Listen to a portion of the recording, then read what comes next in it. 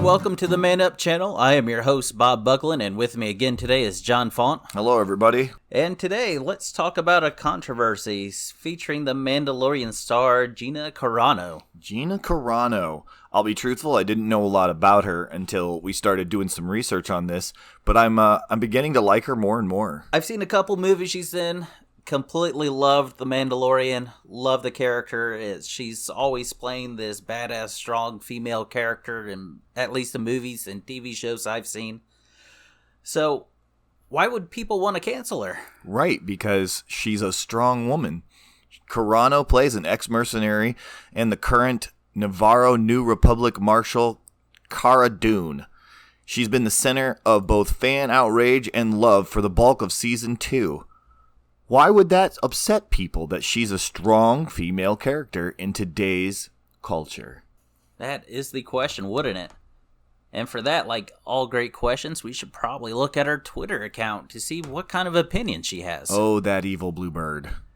Carano is currently expected also to star in Rangers of the New Republic, but nothing has been confirmed yet. For months now, the hashtag #FireGinaCarano has been trending on Twitter with a multitude of times. Most recently, the hashtag appeared after Lucasfilms issued a COVID-19 memorial tweet. You know, looking up online, it looks like she's speaking out and having an opinion against the mask and, what were some of the other ones? The voter fraud. And not having an opinion on the Black Lives Matter movements.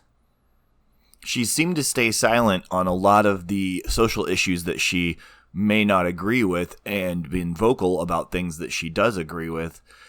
And not even like poignantly vocal, like, yes, I endorse this or no, I don't endorse this. But I think the funniest thing was this last thing that she put out was a GIF of the Princess Bride. How can you get angry at the Princess Bride, like, truthfully? I didn't know that was possible. No, but she put it out like, I can see the fear in your eyes. And everybody said that it was because of the riots at the Capitol building and the fact that, and that was, but the thing is, they're all just reading into this GIF, which is probably, could be or can't be true. I don't know. That's the dumb thing about it is, when you get on Twitter, you have your, 250 characters, and then after that, everybody gets to read into it. So we have three perspectives that we're looking at today. The first one we're looking at, that we first started looking at this, is InsideTheMagic.com. We started reading about that. I would say they try to support both sides of the story to some extent. And then we also looked at an article from Newsweek about this, which we started getting very curious about it and seeing what other things. But a lot of it is just a lot of backlash from the people on Twitter. And then there's also another hashtag that's running is I Love Gina and all kinds of stuff that goes on with that too. Oh, I would definitely be joining the hashtag I Love Gina. You and Conan O'Brien. Oh, that was a great clip, wasn't it? As a part of our research, we had to watch when she was on the Conan O'Brien show, and that was definitely worth the research. I think we might have to link that. That was a great little 3-minute clip. That was Newsweek's article. The Mandalorian fans once again petition Disney to fire Gina Carano over offensive tweets. And you're like, what are you talking about? So you go down a little bit farther and you find the tweet that set people off this week was an attack on Democratic leaders about wearing masks to prevent the spread of coronavirus.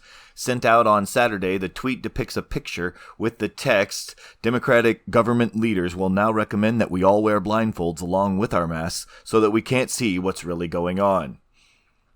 That, of course, sparked all kinds of controversy, along with all kinds of stuff. And one of the tweeters who tweeted back says, "What? Who's wearing a blindfold? One day, it's a miracle. It will disappear.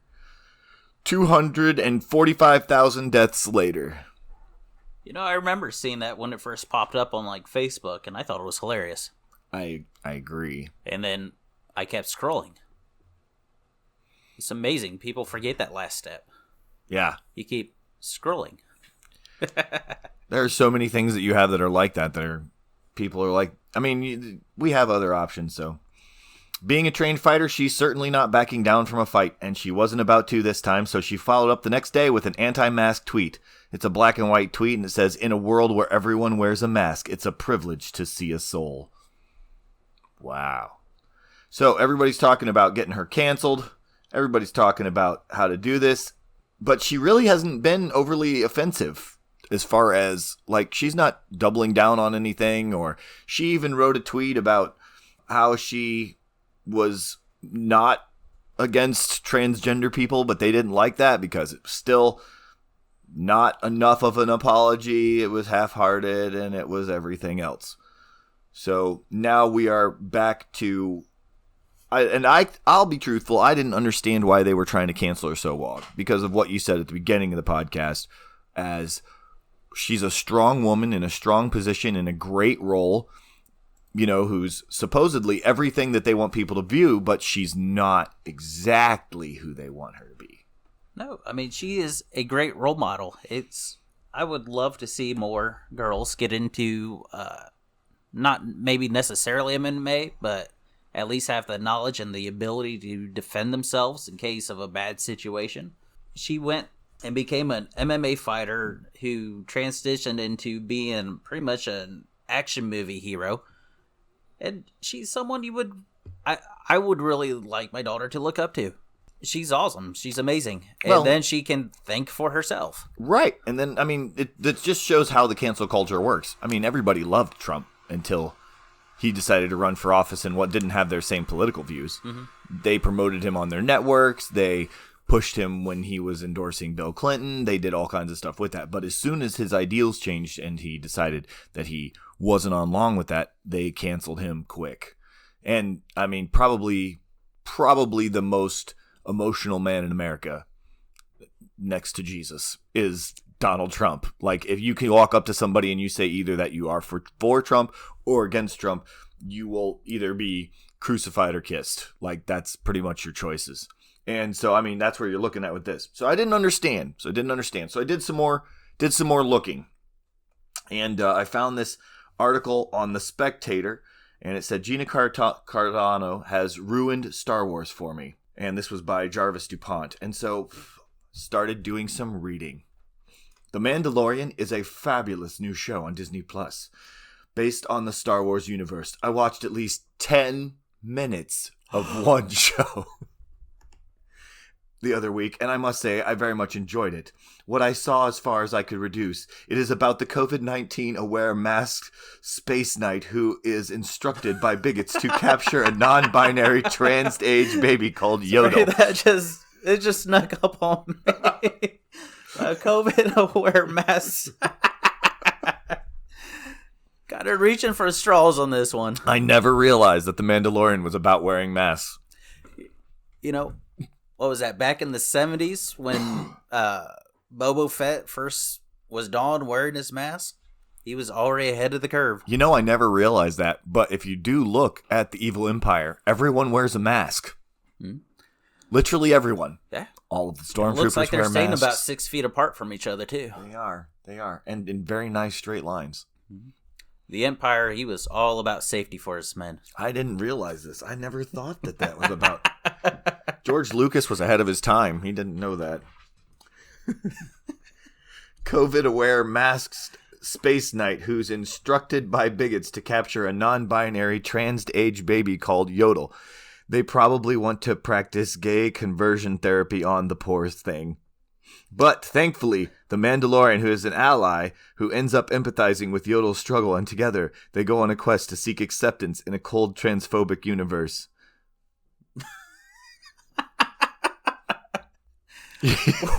Wow. Did you realize that within 10 minutes of watching The Mandalorian? I've watched every episode, and none of this was...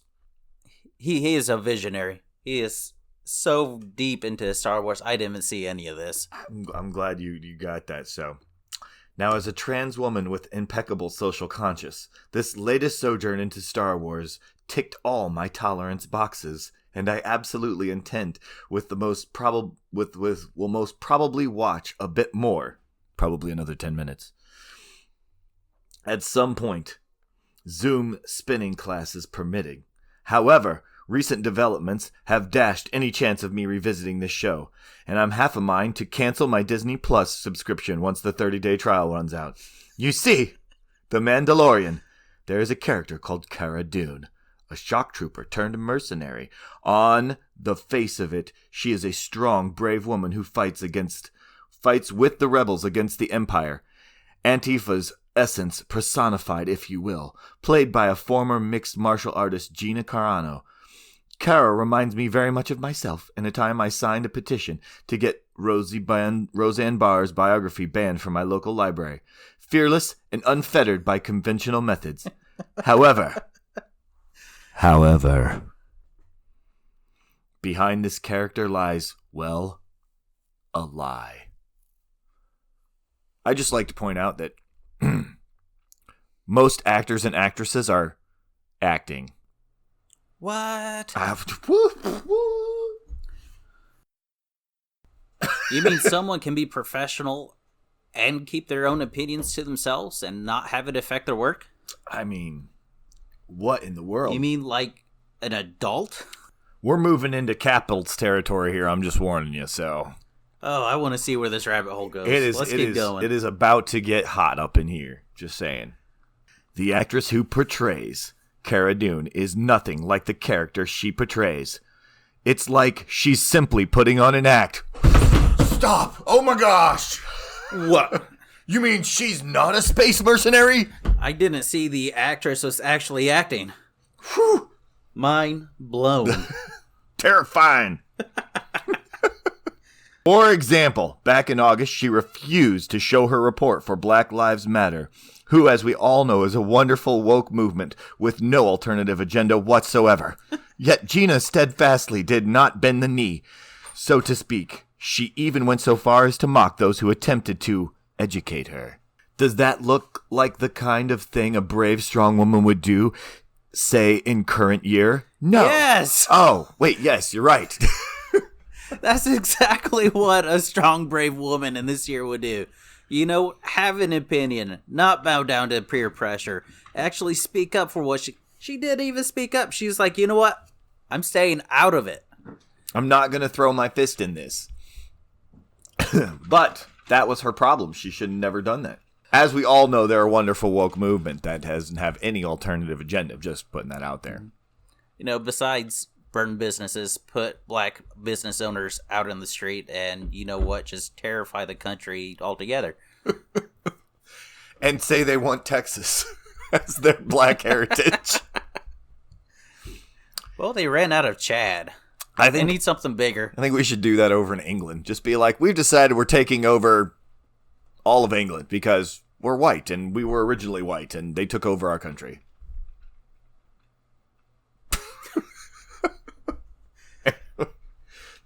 Going back to the article.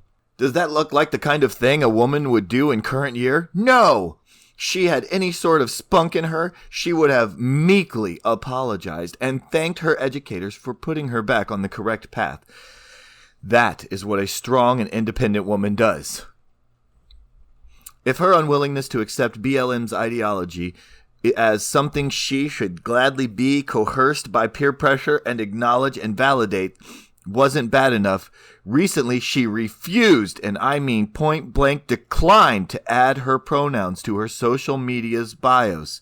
Yes, you did not misread that. An actress in current year has turned her back on the gentle, persuasive nature of trans activism and has shunned all attempts to rightfully shame her into doing so, into doing the right thing. Now, once again, does it seem like the sort of thing an intelligent and tenacious individual would do in the year of our woke social media? You know what? I'm still going with yes. Yes. Overlords, peace be upon they, 2020? No. Whatever Gina's pronouns are, I don't know, because he, she, they, zer. Apparently, I didn't get to the Spartan Skull because I don't remember that as a pronoun. I don't either. But for some reason, does not wish to tell us, for the sake of argument, let's just say she, and it deserves the right if I got it wrong. She knew what was good for her, she would damn well stick those pronouns on her buy-around and cry for forgiveness. The woke are merciful, and they would no doubt accept her plea as long as she continued to trend on the righteous path from here on. The righteous path.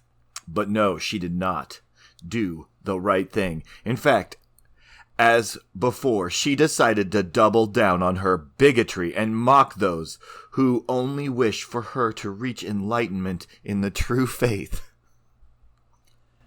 You know what? Let's just skip down to her response here. Because I really enjoyed this. I don't think trans people would like all of you trying to force a woman to put something in her bio through harassment and name-calling every day for months. Such as racists, transphobes. We're not going to say that next one. Weirdo. I hope you die. I hope you lose your career. You're fat. You're ugly. Huh. But that's acceptable because they're following the true faith. But I will say that this article did definitely enlighten me to understand a little bit about...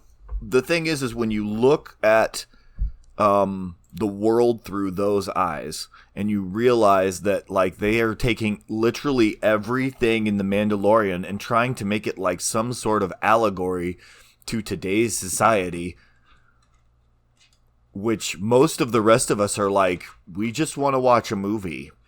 We don't really want everything to be allegorical to today's society. You know what? For the most part, I think most people can watch a movie, watch a show, separate the actor or actress from what they're watching, even if we don't agree with their personal opinions or how they live their lives. You know what? Big deal.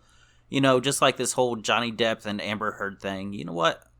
At the end of the day, I'm still going to watch a Johnny Depp movie because I really enjoy his acting abilities and what he makes and produces. Do I agree with the lifestyle and all the bingers he's been on? No. But guess what? I'm there for the movie, not for the actor. Everybody still watched 2.5 Men, even though they knew Charlie Sheen was wackadoodle. And you know what? It was still a good show. And we still go to restaurants. And we don't know who's cooking our food. It could be somebody who we don't agree with. But we still appreciate them cooking our food. And at the end of the day, more power to Gina. I'm still going to continue to watch The Mandalorian. Absolutely loved it. I think she is a fantastic actress. And I don't have to agree with her to like her. A tree. And the thing is at this point, I'm pretty sure I agree with her. Yeah, so do I. She's pretty... I mean, she hasn't been... Like, if... I could understand maybe if she came out and she was like, yeah, I'm just not going to follow them on Twitter. Well, you know what? Even in all her posts, she wasn't being mean or offensive to any of them. She was just like, this is what I feel, this is what I believe in, and I'm going to express myself. Well, it's one of those, like I will say, you know, working in fast food like I have, me as a manager, as a face of the company, I have to be professional no matter what the person on the other side of that counter does. Mm-hmm. Whether they're crazy or they come in and they yell at me, or I can't just start swearing at them. I can hang up on them. I can tell them that they have to leave. But at the end of the day, I still have to act professional. And I think that's the road she's taken on this. Is like, I'm still allowed to have my personal life, but I'm still going to be a professional about things. When the people on the other side of the fence can call her fat and ugly and stupid and all of the things that they feel. I mean, people have been calling Trump an orange man for how long now? 4 years. 4 years, at least. Yeah. Probably 5 or 6, honestly, if we get into it. But so I think, you know, taking the high road is always harder, but I think in the end it always pays off. Oh, absolutely. So from the Man Up channel to Disney, keeper. Absolutely. She's definitely a keeper. Strong, powerful woman and a strong, powerful action hero who does a great job at acting. And with that, we will catch you later.